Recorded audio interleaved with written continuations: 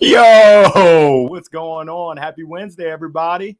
Who do we got? Who's tuning in? Where are you tuning in from? What's on your mind? What questions can I answer? It's your boy. What's going on? Larry Long Jr. back again for this week's midweek, midday motivational minute. Today is Wednesday. Wow, time flies. It is November the 4th. Unbelievable. I guess they say time flies when you're having fun. And today's topics, I really had two topics. And if you can just put in the chat where you're dialing in from, where you're tuning in from, that would be awesome. What's on your mind? I know we had the big election yesterday. Thank you so much, Kathia. Here for inspiration and encouragement. I'm certainly going to try. That's what we're here for. We need some of that in our life, don't we? So the two things that I was thinking about this week's midweek, midday motivational minute. Number one is about self-awareness. It's about being aware of where you're strong and then not where you're weak. I call those, where are those areas of opportunity? Where can you improve and take your respective game to that next level? The second thing I wanted to talk about was, is it important to have a high EQ? I think they call that emotional quotient versus IQ, which is intelligence quotient. I'm not sure about you, but I've worked with plenty of people with high IQs and low EQs. And essentially that double whammy is when you have both a high IQ, meaning that you're super smart, as well as a high EQ, meaning that you're able to read people. I think the definition, I looked at it, this is Webster, I think, the ability to identify and manage your emotions and the emotions of others. Now, with everything going on, and great to see you, Melina. I'm looking forward to it as well. I know that that we had talked about this before, but being able to control the controllables. And for me, there's an acronym. I think John Barrows, you can check him out. He has a poker chip that has the acronym EAT. When I think about EAT, I normally think about Bojangles, some fried chicken. Absolutely love it. But EAT is what you can control. You can control your emotions. You can control your actions and your attitude, and you can control how you treat other people. Now, when I think about self-awareness, it's pretty crazy. I have the opportunity to interview people often. And essentially, I'll never forget, this was when I was at Pendo, probably 3-4 years ago. Met a young lady. She was a former business owner, entrepreneur. And my go-to questions, number one, the go-to question is, hey, if I talk with your colleagues, folks that have worked with you, either past or present, and I ask them, hey, what are your top 2 strengths? What would they say? And she had no problem talking about how great she was. And I love that. She was very confident. Absolutely loved it. Now, here comes where it gets a little bit tricky. I said, on the flip side, if I talk to those same people and I asked, hey, where can you be stronger tomorrow than you are today? What would they say? She looked me dead in the eye and said, nothing. I said, whoa, I've been interviewing for years now. I've had hundreds, maybe even thousands of interviews. I've never had anyone say nothing. So I said, I guess they would say that you're perfect. She was like, they wouldn't say that there's anything that I can improve upon. Needless to say, that interview didn't last very long. So I encourage each and every one of y'all to be self-aware, to realize what are you strong at, and then where are those areas that you can take your game to the next level. Now, you might ask, hey, how can I get that insight? You've got to ask.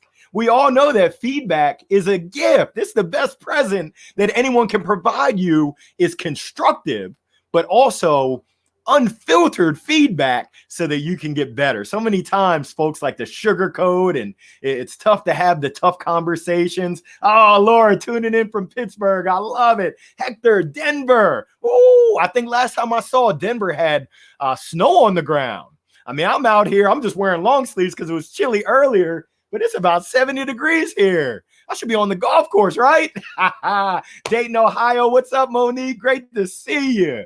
Oh, wow. Dylan stepped up the production value. I'm just out on the porch, and essentially that's a nice little wreath that my wife put out here.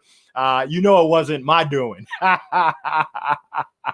Jordana, oh my goodness, great to see you. Likewise. So we're talking about self-awareness and we're talking about the importance of EQ. And when you think about the emotional quotient, there's a couple things that I got here. Are you able to understand others? I think they call that empathy. Can you put yourself in other people's shoes? Do you understand what motivates them? And are you able to cooperate and collaborate in working with other people? So many times there's folks that have high IQs, but low EQs, and they're not fun to work with. It's like, wow, you're the smartest person in the room, but you don't get along with people. You don't make people feel inspired. You don't make them feel good. And that's just not a good environment to be in. So I would love to know your thoughts. I appreciate everyone tuning in. Hey, Paul, from across the pond, let me see. It is, with daylight savings, it's probably 5:16 in the evening over there in the UK. Great to see you. Let's see, what do we got? Jordana, from a sales perspective, take the same attitude with your product, proactively bring flaws into the room, trust with growth. I love it. Always looking for ways and being self-aware for yourself as well as your product, your service, on how you can take it to that next level. Oh man, CB Terps out in Arizona. The Terrapins are all over the place. I don't know about you, but it was a great showing by the football team. I hope they keep that up, but I'm kind of looking at, when does basketball season start? I'm just being serious. Hey, what's going on? Virginia in the house, Dallas, Texas, the DF Dub in the house. I certainly appreciate everyone tuning in. What's on your mind? Let me ask you this. What do you think about when you think about self-awareness and when you think about EQ versus IQ? Any drop the mic thoughts out there? I'll give you the gold mic. Talk to your brother, Larry Long Jr. in the house. I'm happy everyone tuned in. Probably going to be here for another 5 minutes, but I would love to hear what's on your mind. Oh, I love it. Love it. D squared. Empathy is where a lot of support teams start to lose the customer. It's easier to get frustrated with the customer when they have an absurd request, but we must evaluate not just from a policy perspective, but a human perspective. Dylan, you're spot on. Empathy, being able to take yourself and step in someone else's shoes, is so important.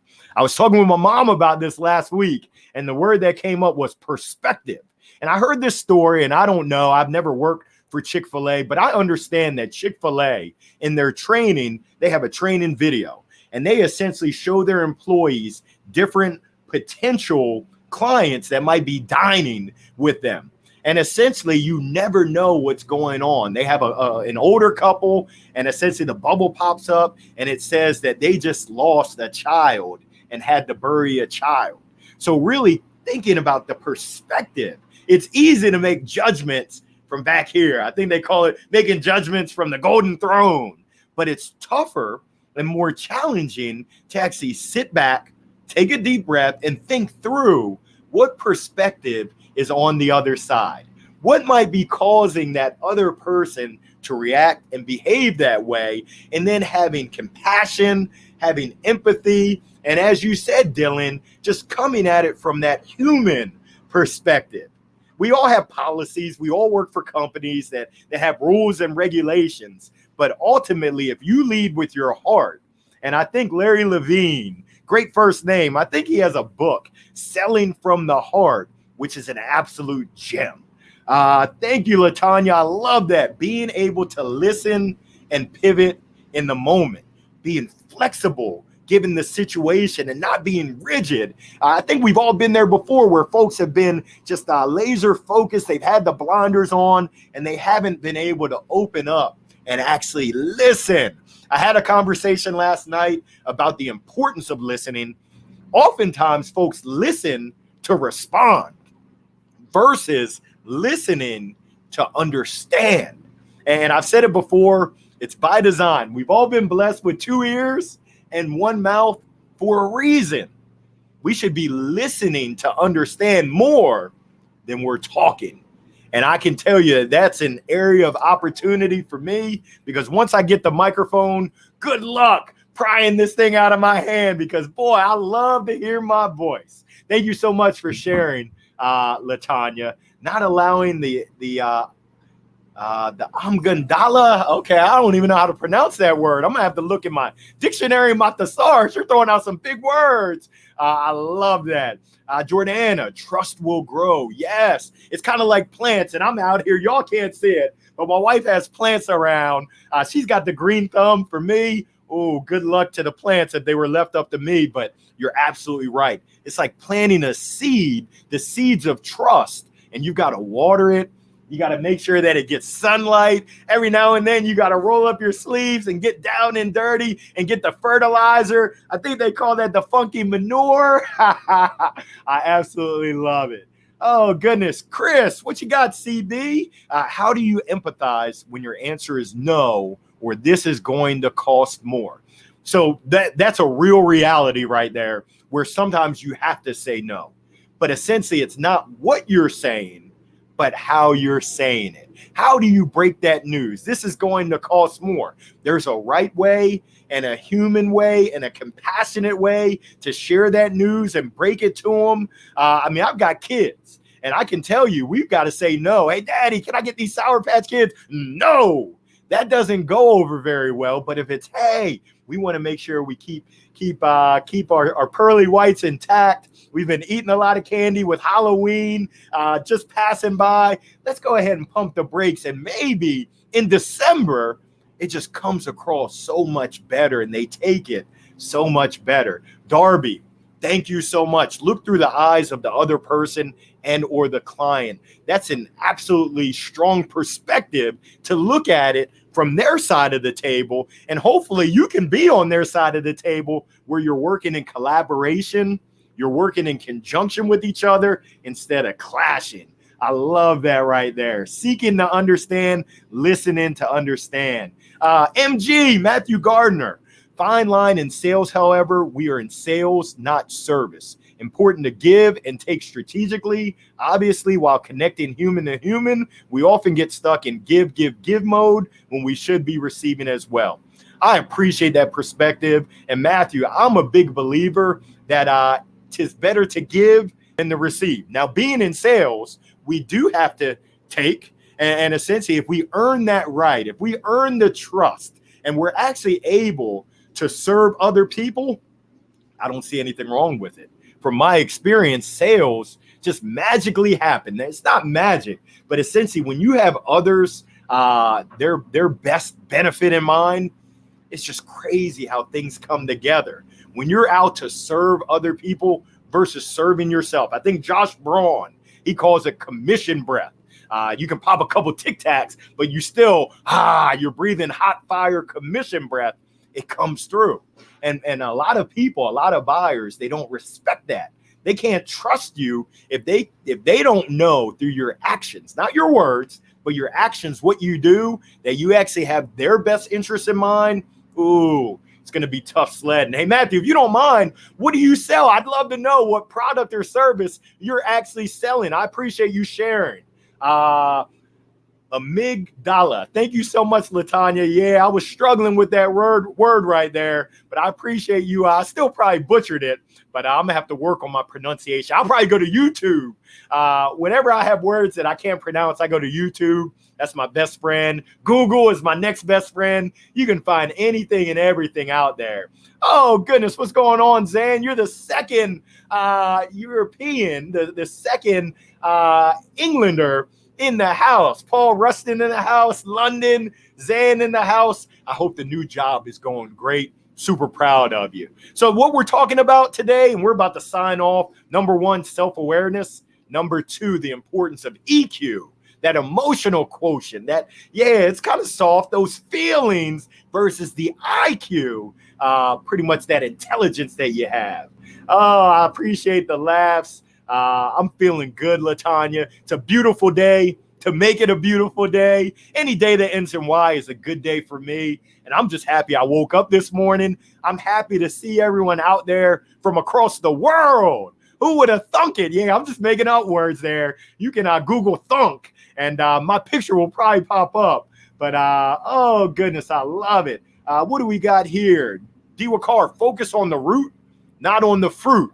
Wow, I love that. And that rhymes. Oh my goodness. You get the gold mic. I appreciate you sharing that. Where are you tuning in from? Oh goodness. Lee, what's going on? Chapel Thrill in the house. The 919. I absolutely love it. Lee, great insights. Great insights. Hey, what's going on? Dr. DK. Great to see you. I want to give you a shout out. That was an excellent article yesterday talking about flip the script. Oh goodness. Yeah, I can see why you got the doctor in front of your name, man. That was deep, and I appreciate you sharing it with me. Lee, great coaches build EQ in their teams. Spot on. Spot on. They model it, and they have it themselves, and then they pass it. They give that gift to their team members as well. Matthew, thank you for coming back. Spot on with the insight. If we've earned their trust, and only then do we pivot to asking from them. I think Gary Vee, I think he talks about jab, jab, jab, and then you go for the knockout. Essentially give, expecting nothing in return. And it's just magical how things happen. I mean, I know folks ask, hey, what's the silver bullet? And there is none. But what I found is that the more you give, whoa, dynamite, the more you shall receive. Thank you so much, LaTanya. Lee, I'm going to be honest with you. The pink bat is in the house. The reason why I'm outside is we just hit a year in our new house. And with the year comes the warranty. And there were little things that they had to fix. So I've got people all over my house. They're banging. They're up in the attic. It's a madhouse. I don't know how I'm doing it, but we're hanging in there. Just blessed to be in this situation. Blessed to be here. But don't worry. The pink bat, it didn't get cracked. I didn't get sawed off with inside fastball. So it'll be back hopefully next week. Zan, thank you so much. I believe if you give with the intention of helping others and improving their lives, then life will automatically give back to you. I love it. I love it. That right there is being a go-giver. I know Young Jeezy has a song talking about being a go-getter. I love go-getters, but I really love a go-giver. And if you're not a me monster, those folks that just take, I call them me monsters. They wake up and all they care about is me. And what they don't realize is that life, business, and sales is not about you. It's about solving the pains, the challenges, the needs, the hopes, the dreams. I can keep going on, the aspirations of other people. And, woo, hey, Lee, you're going to like this. I called in a pinch hitter. My wife, oh my goodness, she's spot on. She brought the pink bat out. I'm ready. Elbow up. I love it. Oh goodness. Hashtag too blessed to be stressed. Life is good. Oh my goodness. I needed that right there. You're making me blush, and I just appreciate your support. Thank you so much, Kathia. And oh goodness, the positivity from the whole audience, that's what keeps me rocking and rolling. We're coming up on 20 minutes. Any last questions? Any last thoughts before we sign off this Wednesday, November the 4th? I don't know about y'all, but this year is flying. It seems like it was just yesterday.